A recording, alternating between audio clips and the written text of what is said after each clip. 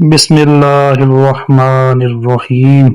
اللہ کے نام سے شروع جو بڑا مہربان اور نہایت رحم والا ہے۔ رسول اللہ صلی اللہ علیہ وسلم جب مدینہ تشریف لائے تو پہلے اپنے ننھیال میں اترے جو انصار تھے، اور وہاں آپ نے 16 یا 17 ماہ بیت المقدس کی طرف منہ کر کے نماز پڑھی، اور آپ کی خواہش تھی کہ آپ کا قبلہ بیت اللہ کی طرف ہو۔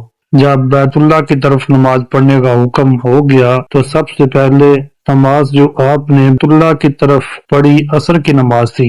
وہاں آپ صلی اللہ علیہ وآلہ وسلم کے ساتھ لوگوں نے بھی نماز پڑھی۔ پھر آپ کے ساتھ نماز پڑھنے والوں میں سے ایک آدمی نکلا اور اس کا مسجد بنی حارث کی طرف گزر ہوا تو وہ لوگ رکوع میں تھے۔ وہ بولا کہ میں اللہ کی گواہی دیتا ہوں کہ میں نے رسول صلی اللہ علیہ وآلہ وسلم کے ساتھ مکہ کی طرف منہ کر کے نماز پڑھی ہے۔